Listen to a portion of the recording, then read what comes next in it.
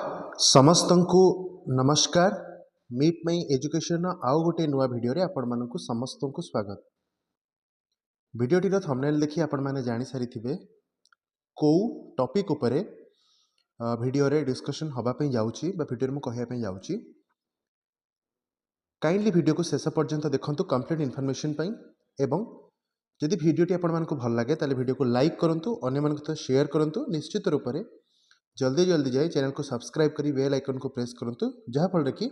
आपण माने गोटे कंप्लीट इन्फॉर्मेशन पाई परिबे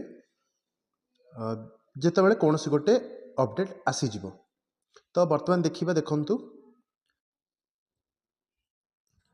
8/5/2024 पाई हेइची आपण मानकर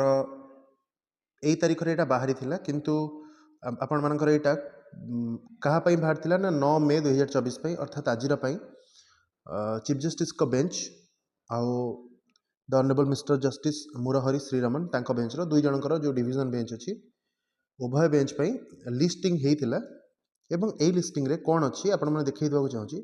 जो केस टी लगातार 2 दिन बा 3 दिन हबो, जो केस रो वर्तमान चलीची ऑर्डर आसिया पई कि से केस टी अछि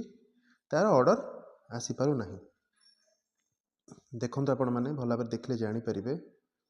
आजिर तारिख रे एटा लिस्टिंग हेइची आपणकर 52 नंबर सीरियल बा 52 number serial writ appeal 918/2024 IA number 2437/24 is at FL.A for condonation of delay। IA number 2438/24 is at FL.B for dispensing with filing of certified copy। IA number 2660/24 is at FL.D for intervention with WPC number 1599/24 a disposed of case state of Odisha versus Samir Kumar डेठी शाश्वत दास एजी file करछन्ती। तो ए case T कहा पई रहिछि ना आपण मानकर order पई रहिछि। ठीक अछि, ए केस टा आपण मानकर ऑर्डर पई रहिछि। तो काहे कि ए केस रे एते डिले तार कारण भी आमे जानिबा वीडियो रे। आपण माने वीडियो टी को देखंतु देखंतु एठी अछि फॉर ऑर्डर्स रहिछि केस टी। ठीक अछि, आ तळे सेही लिस्ट गुडी करे अछि। तो कौन पाई कहीं की केस टी लेट होची, कहा सपक्ष रे आसीबार संभावना रही तार कारण आमे वीडियो रे वर्तमान देखिबा। तो देखंतु 4 नंबर 3 46 17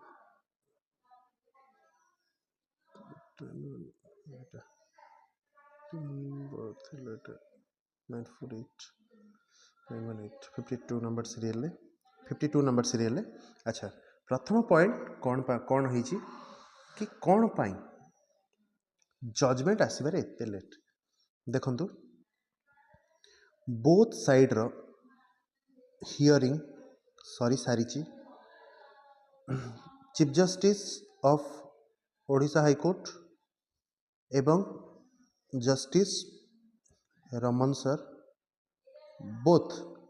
सेमाने सेमानंकर क्वेश्चन उभय पक्ष को पचारि थिले। उभय पक्ष सेमानंकर आंसर को मान्यवर कोर्ट पाखरे बा मान्यवर जज मानक पाखरे रखी थिले एवं चीफ जस्टिस आम ओडिशा हाई कोर्ट रो सीए कहिथिले कि 14 डेज भितर आपण मानकर वर्डिक्ट देखिया पई पाबे। किंतु आसंता काली अर्थात फ्राइडे कोर्ट छुट्टी अच्छी, हॉलिडे अच्छी, सैटरडे कोर्ट छुट्टी अच्छी, संडे रे भी कोर्ट छुट्टी अच्छी। तो यही 3 दिन भितर तो आसीबार चांसेस नहीं, किंतु आपण माने एई जजमेंट को देखिया पई मे भी पाई परंती नेक्स्ट वीक रे। ठीक अछि, आपण माने नेक्स्ट वीक रे देखिया पई पाइबे। एटा आपण माने नेक्स्ट वीक रे देखिया पई पाइबे कारण आसंता 3 दिन वर्तमान कोर्ट छुट्टी रही। तेणु आपण माने नेक्स्ट वीक पर्यंत अपेक्षा करंतु। ता परवर्ती पॉइंट थिला कि कहा सपक्ष रे आसी पारे जजमेंट, कहा सपक्ष रे जजमेंट आसी पारे। देखंतु पुनर्बार सही कथा उभय पक्षर शुणाणी सरी सारी उभय पक्षर शुणाणी सरी सारी एवं उभय पक्षर शुणाणी सरीबा परे जस्टिस 14 दिन समय देइथिले चांसेस वर्तमान उभय पक्ष को नहीं आम कहीपर एठी केस लड़ाई थिला कि मेरिट वर्सेस प्रिफरेंस ठीक अच्छे तो यही दुईटी को नहीं ही थिला 8.3 उपरे 8.3 पॉइंट उपरे जो मैंने भी सिंगल बेंच रे पिटिशनर थिले तांको एडवोकेट 8.3 उपरे स्टिक करिथिला बेले कंप्लीट सिलेक्शन प्रोसीजर उपरे कंप्लीट सिलेक्शन प्रोसीजर अर्थात 8 क्लॉज अंडर रे जेते सारा भी जिनिस आसुची ए समस्त उपरे आ ता सहित एडवर्टाइजमेंट जोटा कि बाहर थिला नोटिस गोटे या उपरे गवर्नमेंट रो एडवोकेट जनरल एवं आपण मानकर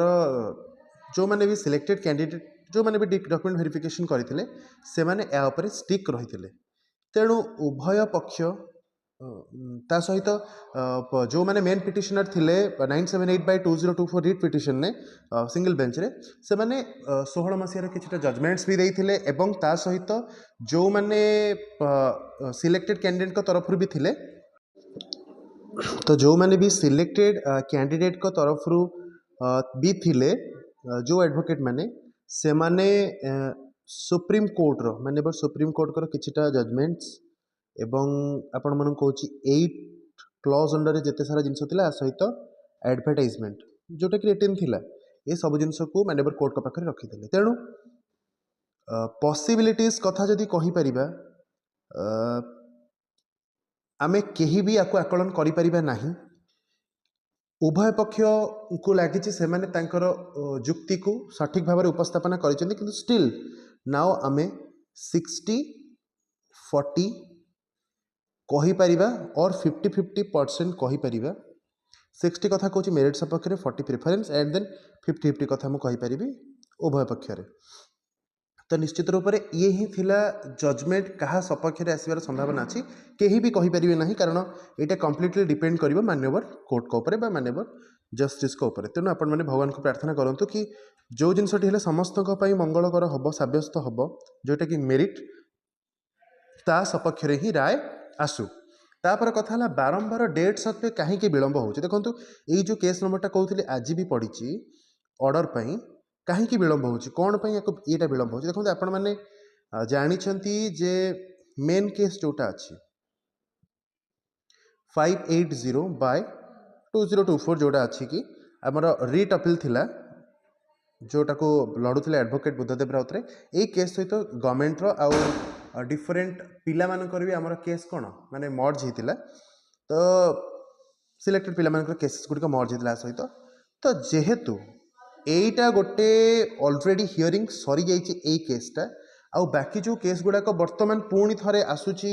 डबल बेंच को ए रिलेटेड केसेस तो निश्चित रूप से ऑर्डर पर आसूची हियरिंग तो नहीं ऑर्डर पर आसूची तो निश्चित रूप से आपण मैंने बहुत जल्दी जितेबाला 580/2024 केस्र जितेबाला भी जजमेंट आसो भर्डिक्ट आसो